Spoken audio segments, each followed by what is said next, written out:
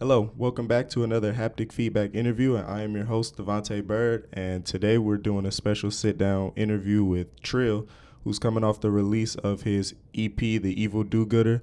It's a pretty concise, solid three-track EP. We were fortunate enough to hear it at the listening party a little early a few weeks ago. This interview does predate the release of the tape, so we don't talk about the songs in detail.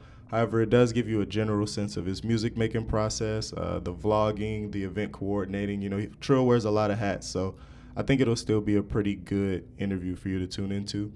Some housekeeping stuff before we get to that. We have a few more artist sit downs before the end of the year.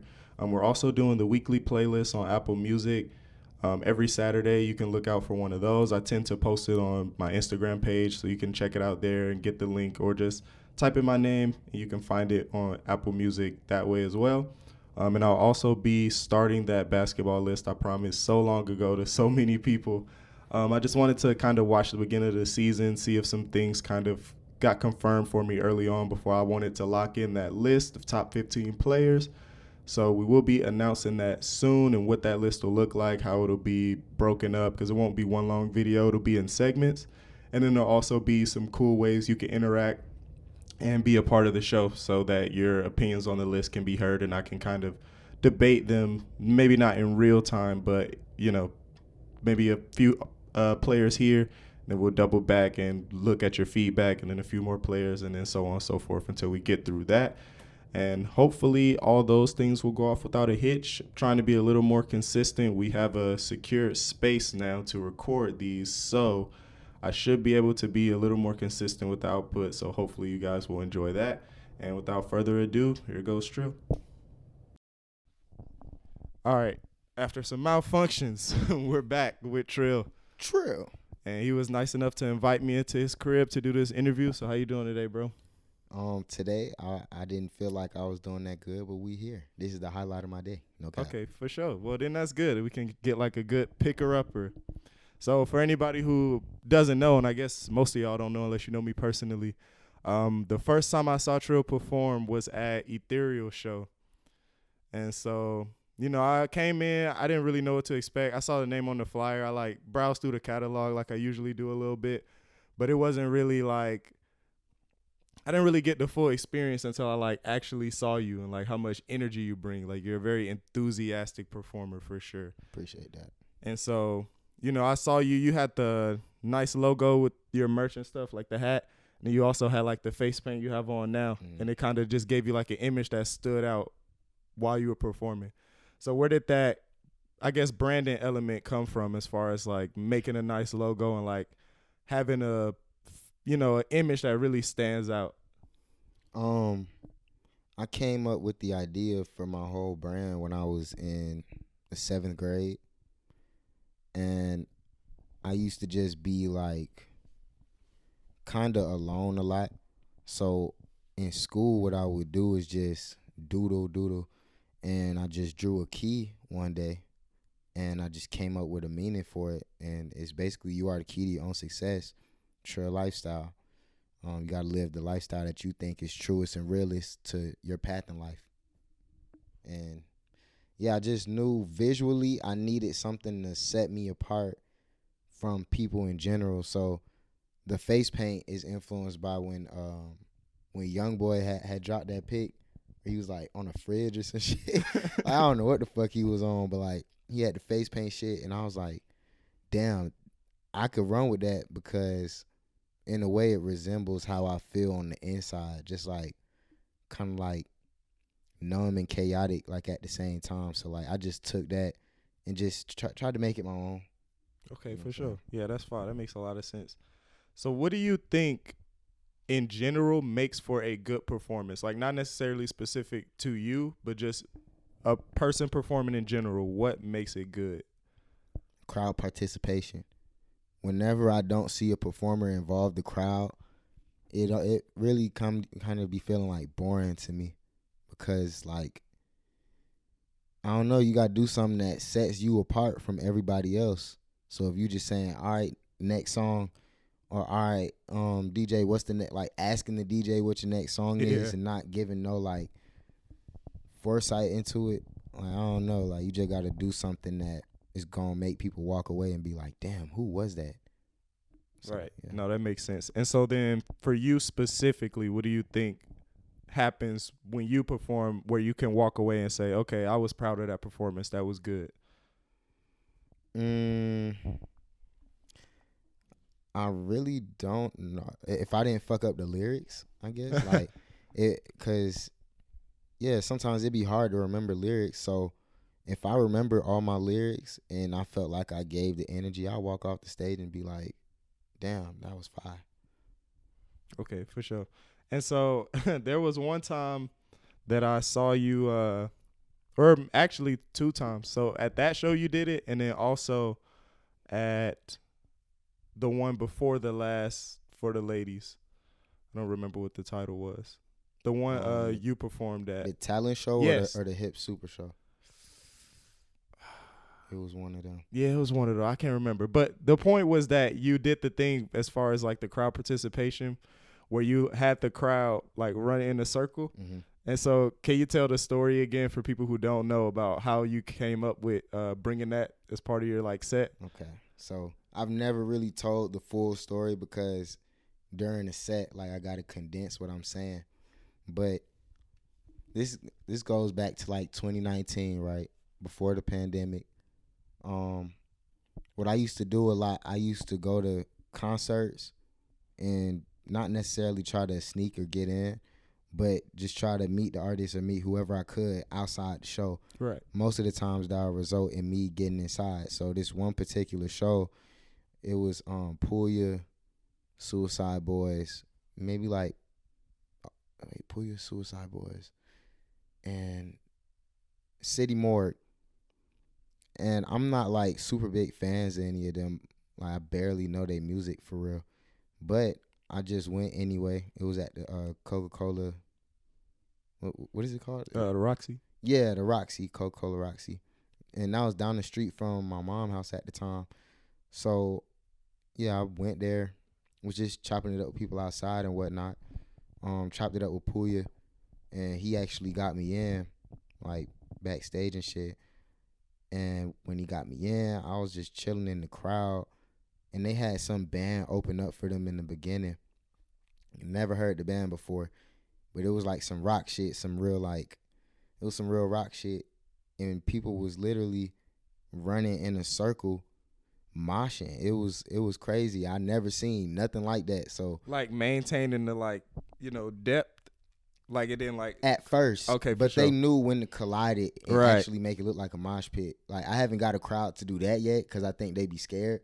So I'm not gonna push it on them. When I get the crowd, they gonna do it. But like just seeing the people running the circle, that shit just fought me. So I was like, oh, this is an element that I should try to incorporate into my shit. Yeah, I never seen really rappers do that. Plus Suicide Boys, not Suicide Boys, City Morgue, they probably had the craziest mosh pit I had ever been in at that point. I almost seen this girl die. Like, and they didn't stop the show. No, I think they have the craziest mosh pit I've ever been in either. I saw them open for Denzel Curry at the Masquerade once. How long ago was that?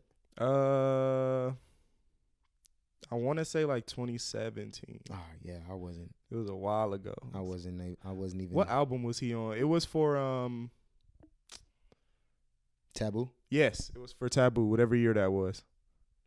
Oh, that was I think that was 2018. Then, yeah, 2018. Then yeah, they opened for Taboo. It was that one, Mm. and yeah, they went hard. That was when I became fans of them. I went to that show like knowing nothing about who they was at all. I just was really coming to see Denzel. I've been fucking with them ever since. But yeah, they go hard. That mosh pit was crazy. So yeah, so you be making music, obviously. If that wasn't apparent already.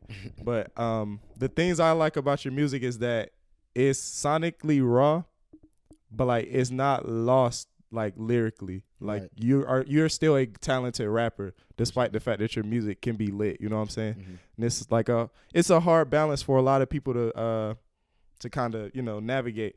So how did you come along with that? Like were you early on making music that was just more focused lyrically or more focused like on being hype? And then when did you feel like you strike a good balance? Right. So when I first started rapping, I didn't care about my stuff being any type of lit. Like I didn't care about that shit. I was just rapping. I used to really want to be the most lyrical. Like I used to want to be just the best rapper. Period. And then when I had dropped my first EP in like 2019, like my first official EP under Trilly, um, I was disappointed in the replay value I thought it had because I knew I wanted to come out with a boom bap sound, but I would say maybe like 6 months to a year later, I just wasn't fucking with it no more. And I was like I started getting more into like, I don't know, just more contemporary shit. Like it was a certain time in my life where I did not like anything that was made after 2010. I didn't start fucking with new school stuff until I listened to ASAP Rocky in like 2014 or 2015. Okay, so yeah, Yeah. pretty early on. Yeah, but after that, he fucked with like a lot of more contemporary sounding artists, even though he was always on his experimental shit. I always wanted to be experimental, but the experimental rappers fuck with the lit rappers, so that kind of made me like be like, what do they see in them? And Right, then, yeah. like my brother, Greatest Competition, he tried to put me on Chief Keef, and I wasn't going. But then I seen Danny Brown say he fucked with Chief Keef. So one day I just got stupid high. I put on some Beats headphones. And that shit changed my life. I played Chief Keef, bro. You know that song with him and Mac Miller? Maybe. I Just Wanna. It's called I I Just don't Wanna. think so. That shit made me fuck with Chief Keef heavy. Like that whole album, Bang 2. That shit made me fuck with him hard. Then I started fucking with like Uzi, Famous Dex, just hella niggas, bro. Like hella newer people. Young Leash. Okay, so yeah, that was like a real shift for you then, for sure. Yeah. So you're often like very personal lyrically in your songs. Do you feel like music for you is like a diary of sorts? We can kind of like get stuff off. It's like the only time I can get shit off my chest. Like I don't feel like I could talk to nobody. Like sometimes I might be able to say something here and there, but majority of the time I look at it like this: like people got their own shit going on in their life, so it's not like I just constantly want to dump on people. For sure. And it's also like you get viewed and treated differently in a sense when you voice what's really on your heart. When it's like negative feelings, like probably every one of my songs, whether it sound happy or not, it has my negative feelings in it because it's not something I want to walk around complaining about. So I keep myself sane by putting it in songs that I can go back and listen to when I get frustrated. Okay, that's fine. Yeah, that's good. And so do you ever feel like the opposite though? Do you ever feel like you're too exposed on records at times? Yeah, I felt like that about my debut EP after, like I said, after about a year, I started listening back to it, and it was real focused on like the issues I was having with my mom in isolation at that point, and I'm just not in the same space. Like I made that shit when I was like 16, 17. I'm 20 now, so I don't have the same thought process. I wouldn't put the same things out there right now, and it's just like, yeah, but I still overexpose myself. Fuck it, like it's like I don't want to ever rap cap or make shit seem like it is what it isn't in the music. Like it's always gonna be me. Okay, for sure. And so when exactly did you start recording, like making songs? Um, so my earliest memory is like being in the car with my mom, like in the back seat or something, right? And this still car seat days, and I'm just in my own world, don't know really nothing going on around me. I'm just looking out the window, just freestyling, singing songs, and my mom would goddamn like listen in or something. I would think she wasn't listening to me or something, but I remember one time she looked back at me and she was like, "You singing a song?" I was like, "It's like, yeah, I just made this song." I did it again, and then later on, I went through different phases. Like I first learned how to actually make or like use my voice to make a record a song probably when I was like 7, 6, 5, like somewhere in between there. Cause my dad is a musician. Oh, okay, for sure. Yeah, I didn't know So that. he always had a setup, and he used to be like real heavy on his music stuff. And I remember one time he like let me record a song. He just had the beat. He just like sat me down, recorded me. And I still got the song. The whole song is me just saying, "I love my dad." Like it's funny. Then he taught me how to write bars on paper when I was like 10. Then I learned how to really record myself when I was like 10, 11. Okay, for sure. Yeah, do you feel like just kind of growing up in the age that you did in terms of like music making equipment being like very, very accessible, do you feel like, you know, music was like always kind of in you, it was going to happen? Or do you kind of feel like it's a product of like circumstance and being so exposed to it that it was just easier to fall into? I think this shit was really in my blood. I don't know. Yeah, for Because sure. at first, when I was a kid, I was real ambitious. Like I always wanted to either play sports or act or make music. I wanted to do all them things at the same time until I realized that I don't care that much for acting. Like the process of it is not super enjoyable to me. Made me feel awkward. Yeah. Sports, I was kind of good in sports, but when it got to the games, I would be fucking up in the games after a certain age because the pressure would just be too much during the game. I know all these people looking at me, and if I touch the ball, if I make one mistake, like I would just feel like it's the end of the world. So I knew sports wasn't for me. And music was the only thing that I ever was like, yeah, I'm the best. Like I remember rapping to kids in like the 3rd grade when they used to laugh at me after like me telling them that I want to be a rapper. Like niggas would laugh at me until they heard what I was writing, and they'd be like, "Oh, you actually fire." Like, Right, yeah. and it just went like that. Music was the only thing that stuck for me. That's fine.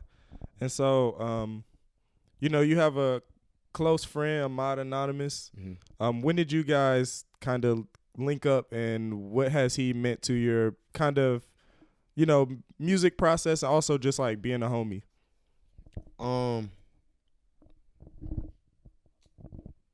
So I met bro in like 2018. It was this event series that was happening called Studio 37. And when I moved out the state when I was 13, and I stayed gone till I just turned 16. My birthday's in December, so I came back like January, right when I turned 16. Okay. And I just was trying to do as much networking as possible. Met this one dude at like a 420 lounge performance one time, but he was real on the college scene. He was a videographer at the time, and I seen him post on his story the Studio 37 flyer. So I bucked on my parents. I just left the house one day, took the bus because they wasn't taking me to no parties. Right. I took the bus. This venue was in the West End. When I got there, I linked up with just like different people that I still be seeing around, but we not like super locked in. But like I was chilling with some people this night, and my boy's first degree was there too, Razar and Dakari. And when I came across them, we just like attracted type shit, and we was just rapping to each other over the music in the party like the entire time, bro. I'm talking hours. We in each other's ears just freestyling. Just like freestyling. We can't even really hear each other like that, but it was just that. It was us and probably one other dude, and the other dude was Ahmad's roommate at the time, because I think this was Ahmad freshman year at GSU. Okay, for sure. Damn, everybody went through GSU high Yeah, key. and I ain't even see Ahmad that night, but he hit me up like the next day in the DMs. He was like, "Hey, my roommate told me about you. Said you fire, so I checked your stuff out. I think we make some cool shit together." And all he sent me was a SoundCloud link, and that I swear, bro, that was like a split-second decision. I either could have ignored that DM because it was a SoundCloud link, but I decided to click on it because I'm all about giving people a chance at least once. Yeah, for sure. So I clicked on it. The quality was shitty. It was bad, bro. It was bad. But the song itself, I felt like was fire. Like I was like, oh damn, this shit hard, but like this mixing, bro. Yeah, yeah. And then back then, he was always spam posting on Instagram, like a crazy amount of times. He would be posting some shit on his main feed. Oh, okay. So I had to sit him down. I was like, bro, you got to stop this. Bro. Like, you fire, I believe in you, but it looked like you spamming. Like, people ain't going to take you serious with for this. sure. Because it wasn't, like, professional quality. It was like this nigga was rapping in front of his phone. Like, he was doing shit we all was doing at that time. But he just ended up finding the perfect balance between that shit. And I would do whatever I could to try to help him. And he was actually the first person. I don't think I'm wrong when I say this. I think he was the first person I ever linked up with on some like real music shit outside of like my best friend, because me and my best friend are the same age. But like back in like 2018, I was trying to link with so many people on the music tip, and everybody was capping on me. Nobody would really pull up to the studio. Nobody would pull up to the shows. Ahmad would go out his way, pull up to the shows, pull up to the studio, like, and we just built a genuine rapport. And he started gaining buzz in like 2020 and shit. And he's just been a person in my life that's encouraged me to keep going, even when I don't see results, just because I know what his journey was like, and I'm actually seeing it in real time pay off for him. Right. Yeah, definitely. Yeah. Maybe times I be feeling like quitting. Like in like 2021 was probably the last, early 2021 was probably the last time in my life where I was like, bro, I don't want to do this shit no more. And I would like be hella emotional on social media and shit. And he'd be like, bruh, I be telling people about you, like, you got to stop this shit. Like he'd be like, bruh, I'm telling people how fire you is, and you talk about quitting, you making me look bad. Yeah, like, type shit. If he going up, I got to listen to him. So I was like, I just put the pedal to the metal. Like whenever I feel like shit ain't working out, I just go harder. And he contributes to that thought process a lot. That's fire. Damn, that's hella fire. It's always important to have those people in your corner, man, because, you know, everybody, no matter who you are, always kind of, you know, need to be lifted up sometimes. Yeah. And so before we started, you were telling me you had a funny story about how you met Milla and Jelani and all them. Yeah. I mean, I don't know if it's ha funny. Yeah, but you know. It's just funny looking at how shit played out for me type shit. Because, like, okay, so back to that that 420 performance shit at the lounge. Me and my brother, we was 16. We seen this random flyer on Instagram type shit. And back then, we was thirsting to perform at anything we could. Open mics, whatever. Yeah, just trying to get a look. Exactly. And, yeah, this night, we in the line talking to people or whatever. And we met this dude in the line who was the videographer at the time. And, like, that night, before I got a chance to touch stage, we was underage, so we wasn't even supposed to be in the club. But the people was going to fuck with us. They was like, we'll let you in, but you got to perform and then leave. We like, okay, cool. That's all we came here to do. We ain't trying to smoke and, like, drink or nothing. Yeah. We wasn't doing none of that. So it was coming up on the time I was finna perform. My mom finds out where we at, come and pulls us out the club in front of everybody. Damn, embarrassing for real? shit. That shit was embarrassing. Wow, that is not where I thought you was going with that. Nah, that shit was embarrassing as fuck. But I had already tapped in with the videographer dude, so I would try to fuck with him after that a few times. Like, he shot a video for us and shit, but that didn't end up working out because bruh was like really playing around with us. Like, he wasn't respecting us at all. But he was doing Jelani and David's videos at the time. Okay, for sure. So, like, yeah, it was this one particular night at a Studio 37 where I seen him. It wasn't the first one. It was some shit after that. Maybe, like, the next one I went to. We was talking, and he had introduced me to Jelani and David. And I just stayed tapped in with them ever since type shit. And I don't be seeing bro around no more. Yeah. Yeah, I mean, hey, that's how it be sometimes, for real. So you're also, you know, pretty cool. I think I really like your vlogs. And I know you say sometimes, you know, it's kind of hit or miss on, like, whether you want to, like, continue doing that long term. But I fuck with your vlogs. If don't nobody fuck with your vlogs. Thank you. But, yeah, you, but before that, you were very vocal about getting to LA this year to perform. Mm-hmm.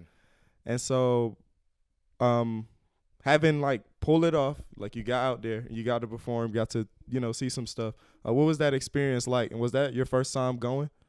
That was my second time going out there.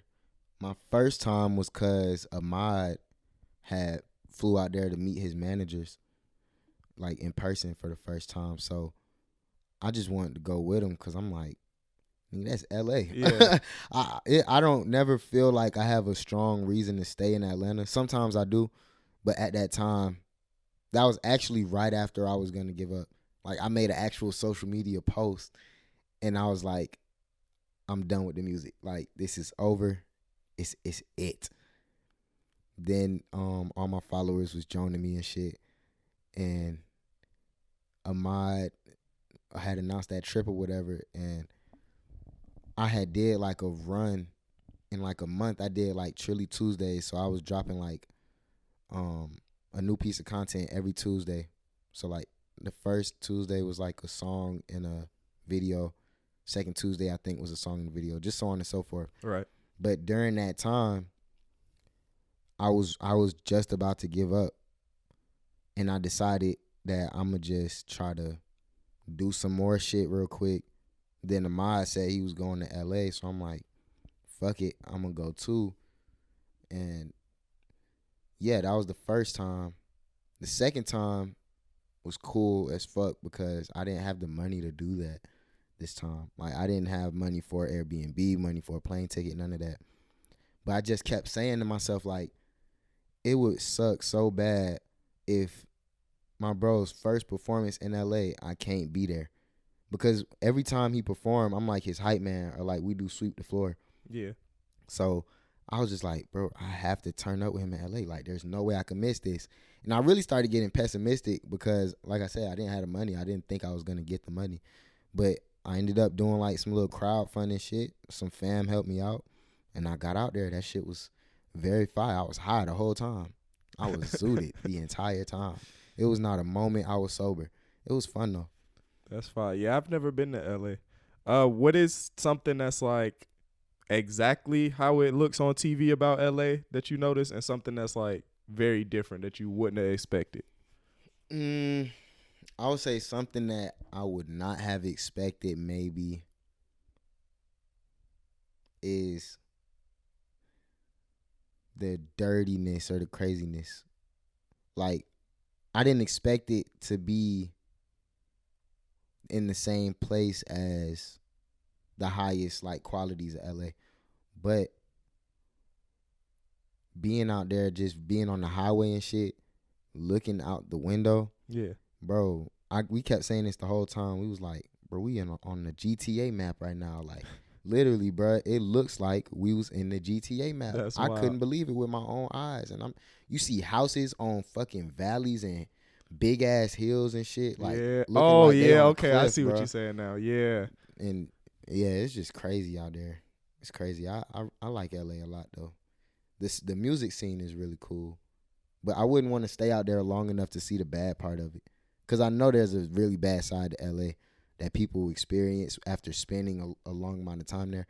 I don't want to see that. I'm good with just coming in, doing my Doing your tour stuff, shit, yeah. music shit, linking up with whoever I'm gonna link with, and dipping. For sure. Oh, and plus the first time we went, I forgot. We was like studio recording. Like, Ahmad is the reason why I basically scratched the producer off one of my bucket lists, like Powers Pleasant. We got a session in with him out there. And for people who don't know, like Powers Pleasant, he's in Pro Era and shit. So like he worked with Joey and like just that whole camp. So that to me was surreal, because I'm like, bro, this nigga is part of the reason why I do what I do type shit. Yeah. And we did a song with this man. Like, that's in fine. LA, that shit was different. Yeah. And so all right, so yeah, you do vlogging. You got some cool shows that you've gotten to get into. Just a couple of the ones that I really liked. I liked the one with Earth Gang. Mm-hmm. I like Dave's. Benny's was cool. Mm-hmm. The Denzel Curry one was cool. what made you want to start vlogging? Because a lot of musicians oftentimes feel like, I don't want to say they're too good for stuff like that, but like sometimes they feel like the mystery is the way of the artist. You know what I'm saying? So what made you want to like showcase that much of like what you were doing, how you were experiencing music as a fan and not just as a creator? Because if people don't recognize me from my music, they recognize me from being in the shows, like in real time. And I would be 16 backstage at some shit that I didn't have no ticket or access to or nothing. And the niggas back there be like, how'd you get in here? Or niggas on Instagram, if I post like some shit of me being backstage or on the side or something, they'll be like, bro, how did you do that? And I got tired of people asking me that. So I just started showing people like, okay, this is how I snuck into this. This is how I got this connection. Yeah. And so on and so forth. Like I really was living like a rapper life before I started living a certain life from rapping. Like I would be backstage at certain shit and me not myself not even believing it. I'd be trying to go home and tell my mom or like just tell somebody because I used to get in trouble for a lot of that shit too. Like my mom didn't ever like me to go out for real. But I wasn't gonna be one of them kids that was like, yeah, my parents don't want me to do this, so I'm not gonna do it. Like Right. if I felt like it was gonna better my future or get me in a certain door, I was gonna do that shit, and I didn't really care about the consequences. So it'd be a lot of times I did that, and I would get stranded outside, like after the show or like shit like that. And it's a journey, like it's a journey, and I done came a long way with this shit. Now if I see certain artists, like people who I see stand on the internet and shit, I go up to these people in person and say what's up to them, they manager or somebody, and they gonna fuck with me. You know what I'm saying? So I just want to show people that it's not as hard as they think it is. I feel like if you got a genuine energy about you and you trying to get some shit done, somebody gonna fuck with you.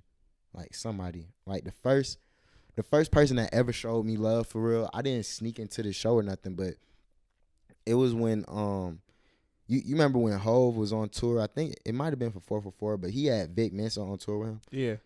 Because Vic signed with The Rock a little bit before that. Yeah. Right. So when Vic, I was in Denver. I was living in Denver at the time. When Vic Mensa had got off the stage, he was going to the back, but we was in like a stadium. So he's going to his green room, but he has to walk towards the crowd to do it. So like on his way coming towards the crowd, I'm like right by the I don't even know how to explain it. I'm right by the tunnel type shit. I'm like looking through the gate, like just trying to be like, what's up? Like so he seen me, I was like, what's up, bro? I got the bars. He was like, oh really? Pulled out his phone, like just started recording me. He was like, go, I'll rap. And I'm like 15 at the time. Yeah. So I was like, oh yeah, I'm just finna start rapping to niggas. So I would go out my way to try to rap to every rapper for a certain amount of time. It was a point in time I stopped doing that shit because like it's more beneficial to have a conversation with somebody. But nah, there was a time period where I was rapping to niggas' favorite rappers, like a lot of them. Damn, that's fine. Some of that shit is on video. Like me and Amaya had rapped to Young Thug. When I first met Jid, I rapped to Jid. And I was just carrying myself like that for a long time. And that shit just started paying off like maybe late last year. Okay, that's fine. Do you have well, damn, that sound like it would be your favorite, but do you have a favorite vlog that you've done? I would have to say it was either the Donda one, so my first like event vlog, or the Denzel Curry one. Because the Donda one, I literally didn't know I was going to get in both times he came here. So to be able to show people exactly how that went, I was proud about that because I was like, damn, I didn't even know I was going to get in this shit. For like, sure. I got in both days on some like humbug shit. Like I'm meeting everybody. But the Denzel one, it was more personal to me because that was really a full circle moment for real. Like I first met them in like 2019, right? This right before the pandemic. This might have been like November. And he was doing like this wrestling concert thing I don't know if you know about that, but he did like a few of them. I forget exactly what it's called. Red Bull was sponsoring it. But in this specific one, he was in Atlanta, and it was him and Joey Badass having like a versus wrestling match type shit. Oh, okay. So I went there stupid early, got in, was like meeting people and shit. Later on in the night, it wasn't even that far in the night, I see Kenny come in. This is like the first time I seen Kenny open for like a big person. Like he opening for Denzel Curry and Joey Badass. This is right before that's Hit a big came deal out. for sure. This is like the day before Hit came out. I remember goddamn like walking up to him, dapping him up and shit. He told me what was going on. I'm like, oh shit. Like, bro, that's pretty fire. Like, what the hell? So, and I also like I said, I met Denzel that night, and he was just really cool. I met Denzel and Joey, but they was really cool. I was just asking them on some like trying to get a mentor shit. You know what I'm saying? Like I was like trying to get some big brothers in this shit. So I'm just asking them certain shit. And me and Denzel stayed in contact for a little bit after that. And his team fucked with me too. So this time around, when I went to his concert and I didn't have to sneak in, like I hit up his videographer. His videographer put me on the list.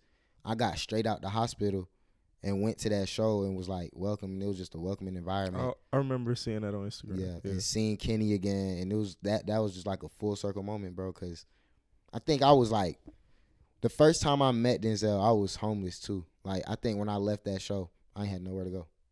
Like it was just that I ain't have nowhere to go.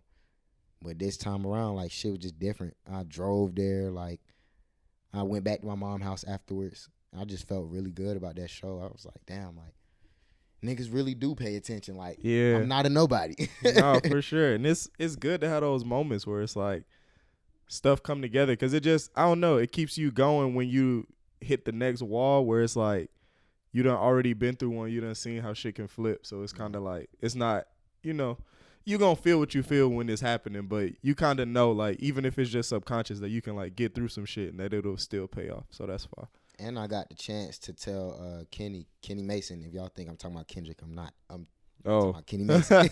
Damn, I ain't even think of that's the Kenny to me, goddamn. Yeah, so yeah. But like that night, I really got a chance to tell him like how much admiration I have for him, because he to me right now, he's like an underground hero, bro. Like that nigga's like a GOAT to me right now. So I really got to voice that shit to him that night.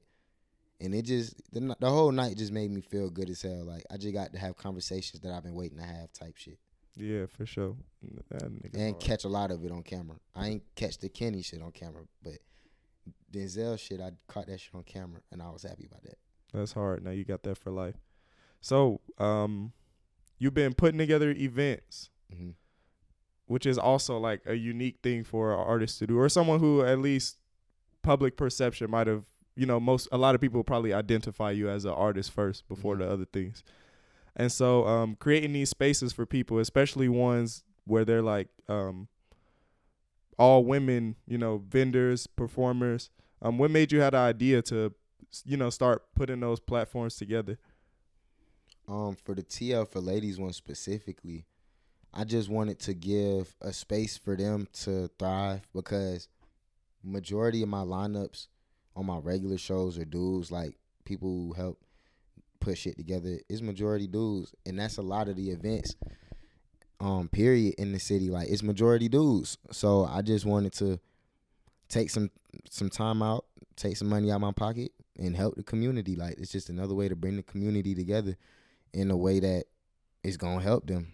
So yeah, I just felt like that was important, and I started throwing events because people was playing too much when it came to like putting me on their shows. Like, oh, for sure, people play around, like they act like they fuck with what I got going on, but don't never really fuck with what I got going on. So I just got tired of being in my feelings about that shit, and I was like, I'm gonna just create my own opportunities if ain't nobody else gonna give me none. So that's where that came from, for real. Plus, I learned. I was going to so many underground events.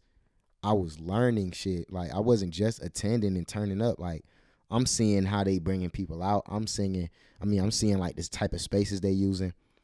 And what made me really get confident in the fact that I could do it was probably going to David the Tragic's release party for Bender in like 2019, right before the pandemic. Like when I seen him bring out as many people as he did to a house for a release party, and he turning that shit up like it's a venue, that shit like kind of put a battery in my back. Like my first event, I got an Airbnb. It was a house on the east side. Like I got an Airbnb, got some sound system, shit, and I just ran that shit, and people was talking about that shit.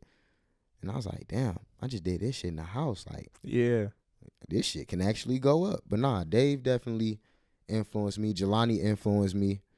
Because they was the first ones I seen in, like, this age group or, like, the college atmosphere, like, having that type of audience. They was the first ones I seen having their own pull in that regard and being able to turn people up for real. And they shit not even, like, trap. Like, right, especially back then. Yeah, back then, for real. they shit was abstract as fuck. It's some shit. If you play in a car for a nigga, he probably gonna tell you to turn that shit off. But I've literally had that happen. and bruh, but they had people singing they shit, rapping they shit, turning up with them like they was already up for real. Like, and they had a lot of girls at they shit. So I was like, oh, I'm learning. Like, I'm younger than everybody. I just had a chance to learn. For sure, that's fine. And so, what do you kind of have next coming up that you want to share with people? So I'm dropping a project. I don't want to make it seem like it's like gonna be like 10 tracks or nothing, but it's like a small EP. I'll call it that. I'm dropping a small EP called The Evil Do-Gooder sometime this October. Stay tuned. But I'm dropping that. Mike got a video to it, maybe. Got to stay tuned for that too. And I'm doing a release party for it in Atlanta on the 22nd.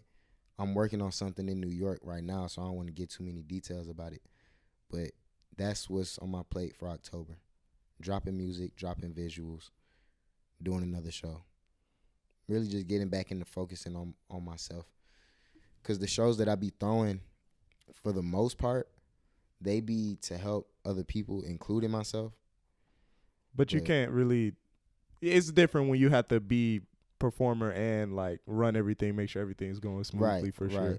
Right. So in that regard, I just I gotta put the focus back on me in the artist sense. Like, yeah, y'all know I curate and organize events and shit, but I'm also an artist too. Like, y'all gonna have to turn me up as an artist one of these days, and that's what I'm working on. I want to see a deep crowd that came for Trill, like. So that's the goal right now. For sure. Damn, that's fine. Damn, well, I appreciate your time, bro. That's all I got. You. This is a good interview. I was fucking with this. Thank you. I try my best. God. All right, appreciate you. Y'all stay tuned. Y'all will find everything y'all need to find from Trill in the bio and stuff, where you can keep up with him. He's got hella pages, but we gon' run them all up. Y'all be easy. Yes, sir.